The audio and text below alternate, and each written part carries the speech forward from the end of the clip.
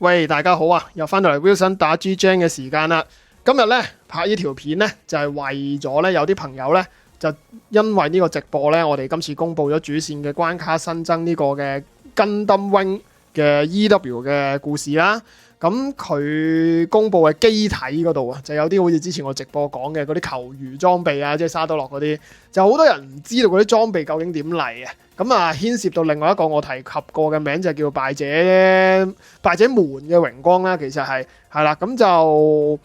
嗰個究竟係咩嚟呢？咁啊漫畫嚟噶嘛，咁啊啲機體嘅機設究竟係點樣分嘅呢？咁啊好多人其實就仲有混淆嘅。咁啊首先就從我哋咧用呢個嘅 G Generation 火線中環 Cross Race 咧呢度嘅遊戲畫面嚟去俾大家睇翻個我哋即係最恆常喺 G Gen 嘅 game 裏面見到嘅情況係點呢？咁樣嗱，咁首先 Wing Gundam 嘅故事，咁當然咧 TV 版就係呢個咧，你見到啦，個風格就係大河原邦男老師設計嘅版本啦。咁就係由5個高達落地球同 O2Z 打到最後咧，有個叫 Eve Wars， 即係喺呢個平安夜嘅戰爭咧就作結啦。咁就完咗之後，咁係咪個故事完呢？咁係未嘅。咁我哋後來咧喺97年咧，即係呢個95年啦，97年就有套動畫咧，就 OVA 分3集，咁咧就係呢個 EW 無盡的華爾茲。咁咧我哋嗰陣時就叫永不完的華爾茲嘅。咁啊，然後咧機設咧，你見到咁大嘅改變啦，咁其實係連個設計師都唔同咗嘅。咁啊，基本上就係大家依家好熟悉嘅 FurKA， 咁啊 Kadoki， 咁啊香港人就叫Version Car 咁樣啦。咁咧就卡版啦，大家或者有啲喺度叫。咁咧，然後咧呢一個就係重新設計過嘅5部高達啦。嗱，咁但係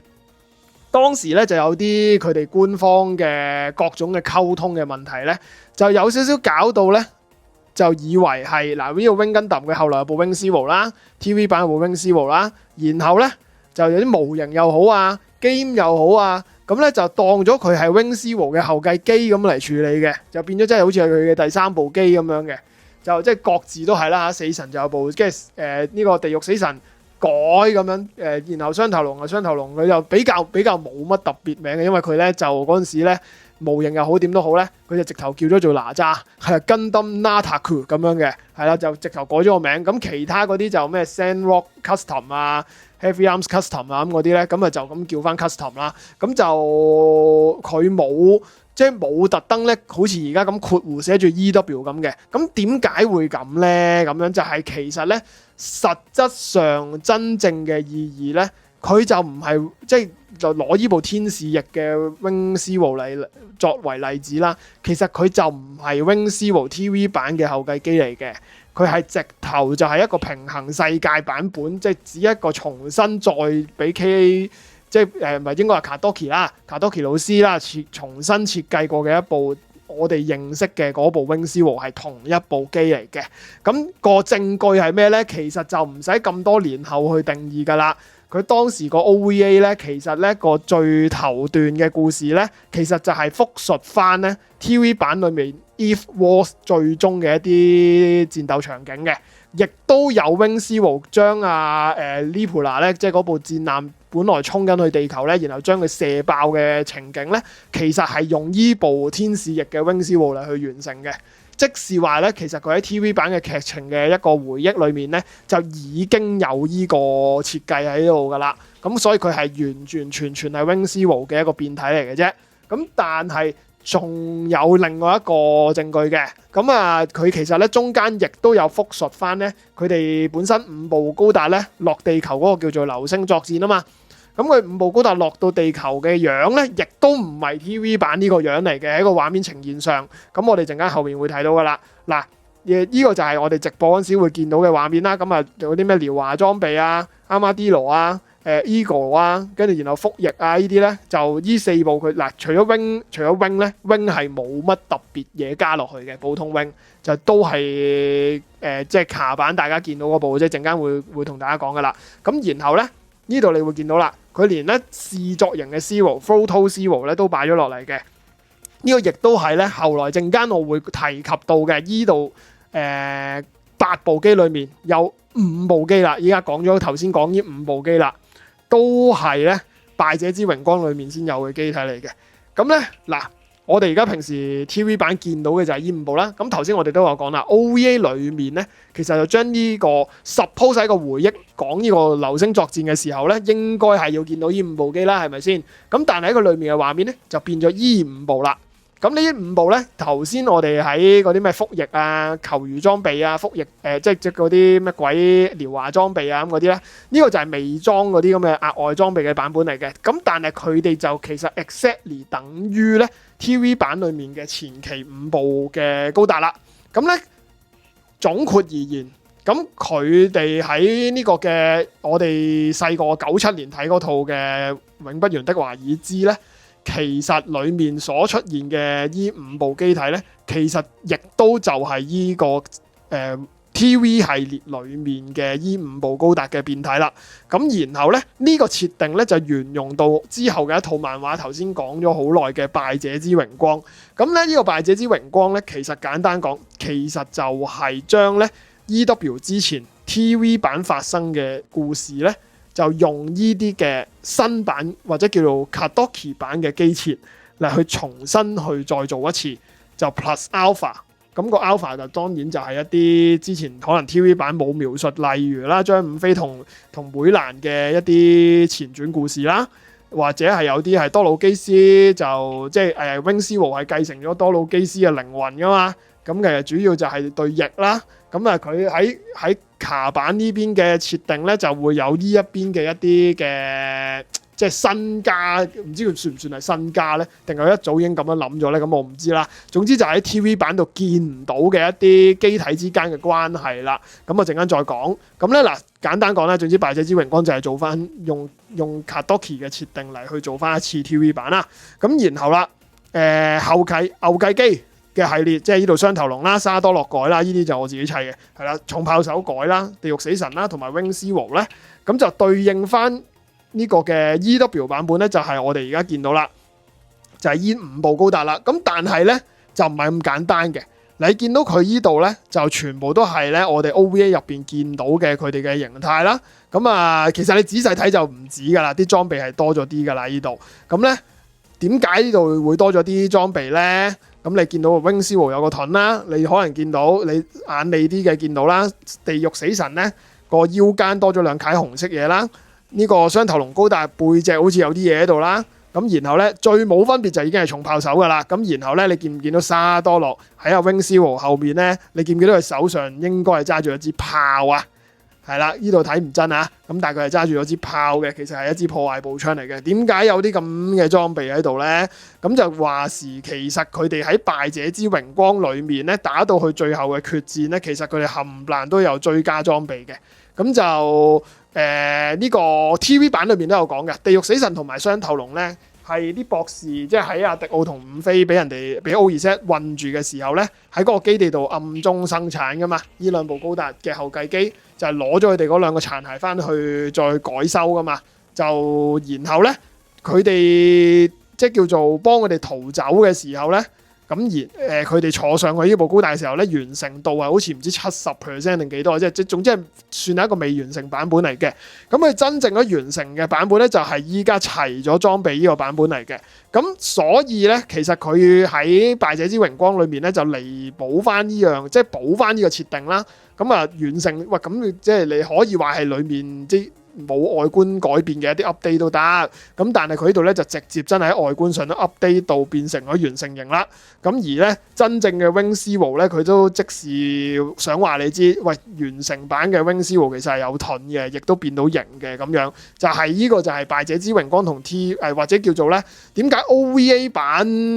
我哋睇嘅無盡的華爾茲係會啲裝備少啲咧？一個合理嘅理解就係佢哋打完呢場仗之後，好多裝備都損壞咗啦。咁啊，然後佢哋戰後嘅時候 suppose 佢哋唔應該再攞啲高達出嚟用噶嘛，本身上咁就冇完整地修理咯，就係咁解啦。係啦，呢個就係一個比較大家邏輯上講得通嘅一個解釋啦。咁啊嗱 ，Wing Zero 就唔係呢個普通 Wing 啦，就冇變啦。咁然後你呢啲就係咧嗱，頭先講啦，前期嘅死神啊呢啲咧，咁佢呢度就用咗 Katogi 嘅版本嚟去做啦，呢個敗者之榮光。咁但係你例如係依個裝備，啲副翼啊，呢個好明顯係撻咗 wing， 你見唔見到同 wing 嗰隻翼基本上係差唔多一樣樣噶嘛？就係其實調翻轉本身啊 wing 咧，阿希萊就撻啊死神嗰啲零件嚟修你自己部機嘛。咁啊，然後呢個咧就講述翻阿迪奧都撻翻一啲 wing 嘅一啲設計嚟裝翻喺自己身上，然後追佢啊，係啊，只係你撻我 pass 嘅，我追過嚟同你打咁樣，就係裝喺呢個副翼嚟追翻佢嘅，係啦，呢個都幾有趣嘅。咁啊，呢啲敗者榮光裡面先至會見到嘅一啲小劇情啦嚇，就即係一啲小細節啦，或者係佢大朗都基本上都係照住嗰條主線行嘅。咁另外就係呢個就頭先球魚裝備啦。咁另外啦，依部咧咁樣嘅 Photo Zero 啊，做乜鬼咧？咁啊佢係一開頭咧，卡多魯咧去自己去生產部 Wing Zero 嘅時候咧，就算喺敗者之榮光咧，佢最初出嚟都係依個樣嘅，個樣就有啲似翻呢個 TV 版啦。咁然後咧就透過之後佢中間有段劇情就係死神，即係叫做同佢又未去到攬炒嘅，即係死神係大破咗佢噶嘛。即係大破咗部 Wing Zero 噶嘛，中間有段劇情。咁然後咧喺嗰度修理嘅時候咧，就攞咗呢個咧多魯基斯 F 嘅呢對翼咧裝埋上去咧，就先變咗做我哋而家認識嘅呢個有羽毛翼版嘅 Wing Zero 嘅。所以佢就你見到我哋 RG 版嘅 Wing Zero咧，其實佢對翼後裡面收埋咗嗰個噴射器咧，係極度似個 concept 上咧，唔好話個外觀，個 concept 上係勁似多魯基斯嘅嗰兩個噴射器，其實就係有少少致敬呢件事啦。咁啊 TV 版嗰陣時當初有冇設定係即係嗰個噴射器其實多少有多魯基斯嘅一個血統喺裏面咧？咁我就唔係話叫做好肯定係一定係關事，我冇攆到咁細。但係即係你考究翻嗰個世界觀嗱，多魯基斯係第一部嘅 MS 啦喺嗰個世界，然後 Wing Zero 亦都係高達嗰5部機嘅原型機，咁即是話佢都屬於係多魯基斯之後嘅 maybe 係第二部嘅 MS， 或者至少係即係設計多魯基斯嘅嗰班人去設計，即係嗰幾位博士啦，去設計嘅呢一部後繼，即係 suppose 應該反而係多魯基斯嘅後繼機款，咁所以有啲設計上係繼承咗多魯基斯嘅靈魂咧。喂，其實完全講得通啊！咁啊，呢個就唔提太多啦。咁然後咧，亦都喺呢個敗者之榮光嘅完整版嘅 Wing Zero 裏面咧，其實佢亦都多咗個大家都成日見到㗎啦。近年就佢個雙管嘅破壞步槍，仲可以駁多個叫矮星嘅裝備啦，就可以加大個威力咁樣啦。然後個頭先嗰啲盾啊、變飛機嗰啲就唔使講啦。呢個就係我哋依家最新認識嘅一個比較完整版嘅 Wing Zero 嘅一個全態啦。咁但係除咗 Wing Zero，其實呢個艾比安啊，咁我哋嚟緊 ULT 叫晒糊就係嗰隻佢喺宣傳片度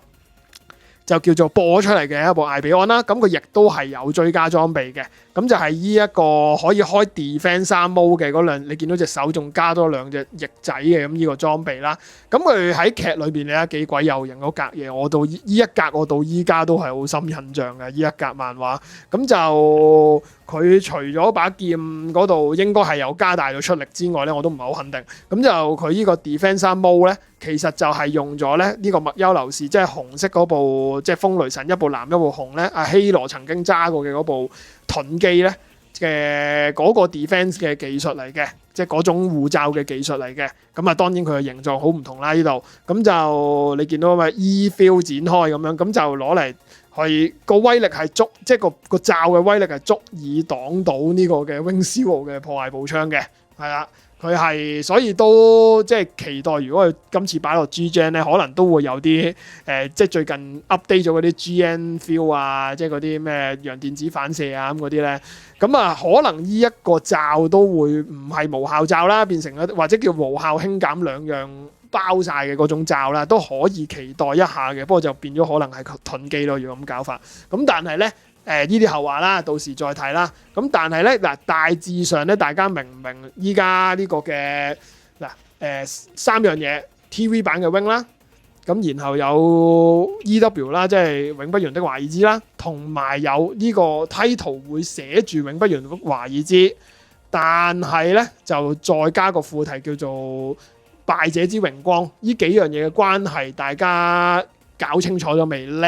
咁咧就簡單啲嚟講咧，就係而家咧敗者之榮光咧就係 TV 版嘅劇情，然後用翻 Kadoki 嘅設計嚟去做啦。所以咧總括而言，大河原老師嘅設計，即係我哋睇開嘅 TV 版嘅 Wing 咧，其實就只係去到呢個即係佢自己 TV 版嘅劇情啦，去到 If Wars 咧就結束咗啦。咁反而咧依家咧 EW 咧就有一個比較完整嘅世界觀，因為咧嗱佢 TV 版嘅劇情就用漫畫《敗者之榮光》咧嚟去完成咗，然後我哋動畫作品就有 OVA 啦，就我哋而家睇開嘅呢個就咁叫做《無盡的華爾茲》啦，然後佢嘅後續，即係當然仲有加咗一啲新嘅漫畫，就係咧喺《冰結之淚滴》之前咧，或者叫做直頭係緊接住呢個《無盡的華爾茲》後面咧，就有個叫做《預防者7》，咁就 Preventer 7咧，就即係連希羅啊佢哋都變晒預防者啦。咁咧就亦都有套依家嘅，唔知佢短唔短篇啦，應該都唔會太長嘅。咁一路做緊嘅一套新嘅漫畫啦，就做緊嘅。咁當然啦。TV 版同 EW 之間都有好幾款短篇嘅漫畫嘅，咁嗰啲就唔一一去講啦。咁啊，其中一套咧就有今次強敵來襲嘅嗰部 Scorpion 嘅，係啦。咁就